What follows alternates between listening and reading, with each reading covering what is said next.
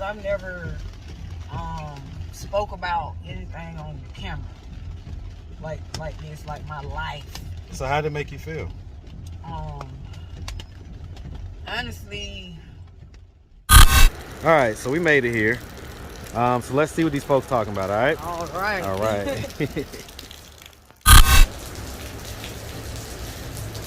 There we go.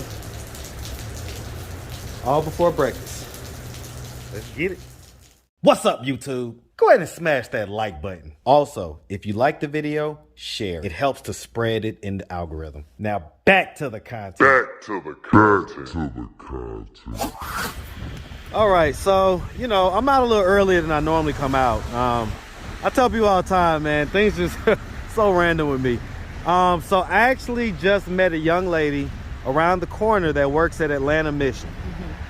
And she told me that intake is from 8:30 to 10:30. Where did you want to go? Yes. It's for women. It's a women's shelter for women and children. Yes. Want to go? Yes. Let's go.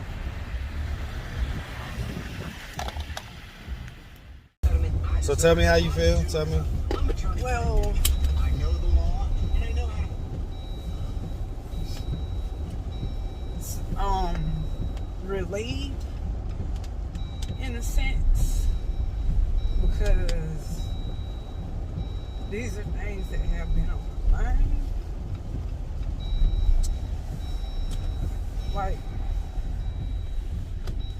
my family and just my life in general and all I've been through up until this point. And it's a lot, I've been mentally and physically abused.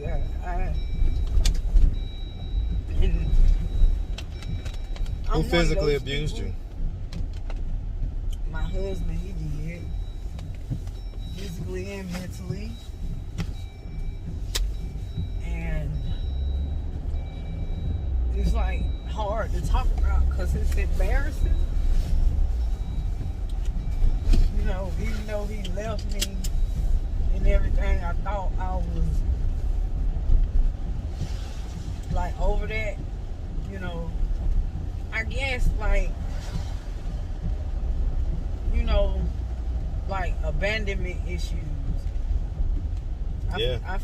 I feel abandoned in more than one way, even though I'm grown. It's definitely possible for grown people to have abandonment issues, especially if it stems from childhood in any type of way, and it was never resolved, Do you think that that's the case with you?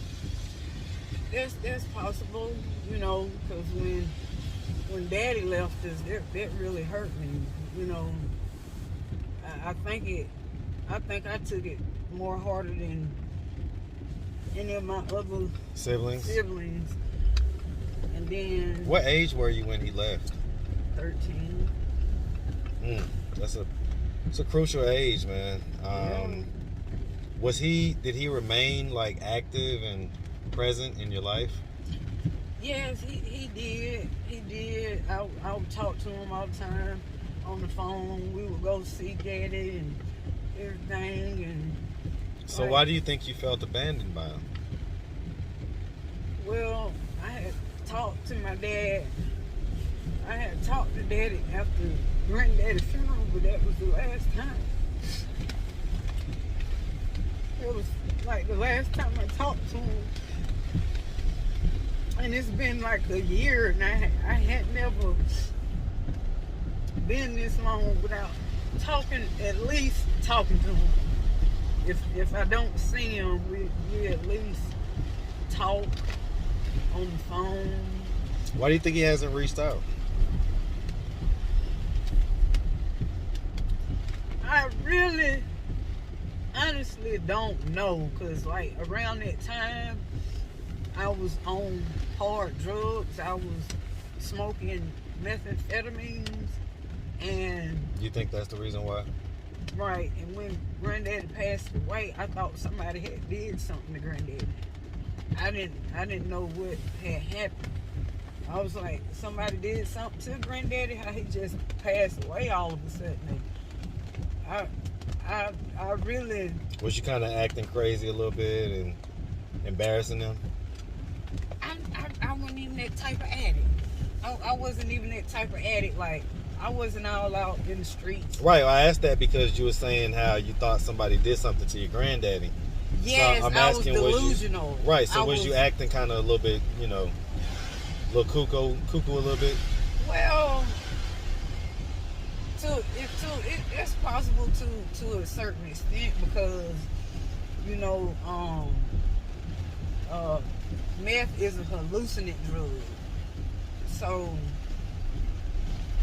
I was on it pretty good. My teeth didn't fall out or anything, but around that time I was on it pretty good, and I thank God he delivered me from it, and I no longer have the desire to use any substances. I just do my cigarettes and my herbs, and that's it. And I may drink something, but the other stuff, I'm not involved in that anymore because I've never spoke about anything on the camera like this, like my life.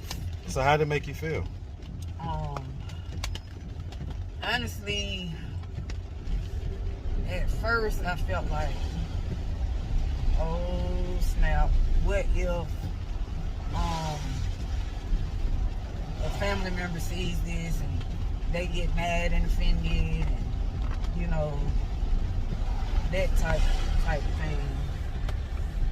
But at the same time, it's a relief for me to talk about my life and my life story, because I've been wanting to give my testimony and tell my story, like,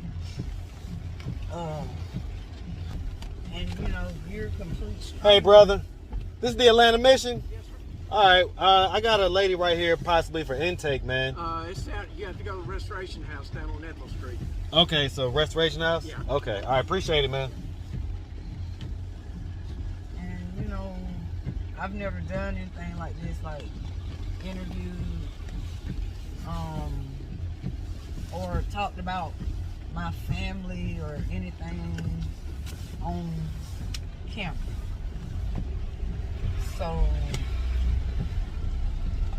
it was a relief, but at the same time I was nervous because we kind of like private people. But I don't feel like I said anything too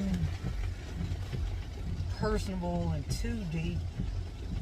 I feel like I summed it up in the most respectful way possible. Yeah, I can dig it. You know, Give me one. what I'm saying. Well, why not? Why don't you feel comfortable just knocking on their door? I mean, they're your parents. Right. I should. But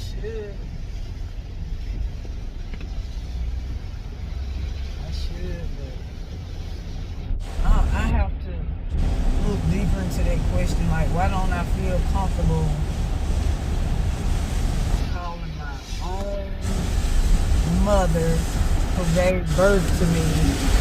Why don't I feel comfortable expressing myself to my family? Why don't I feel comfortable anymore?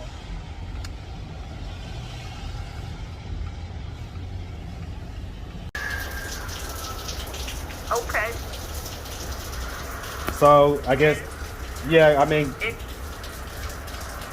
I'm sorry, go ahead. Is it a single person? Sir? Yes, it's a single lady. Okay, has she been here before? Can you ask her? Have you been here before? No. She's actually fairly new to Atlanta. She just got here like a day or so ago. Hold on 1 second. Sure.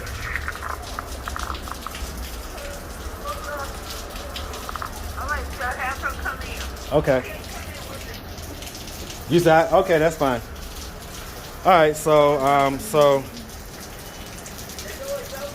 okay. All right, miss, so I can't go with you. Okay, let me, okay. All right. And so go ahead and open that door. And sweetie, I guess I need to get your stuff out the car. So just hold the door. I got to get her stuff out the car. I got to get her stuff out the car. Okay. I was saying I got to get her stuff out the car. So let me go grab her stuff out the car, okay?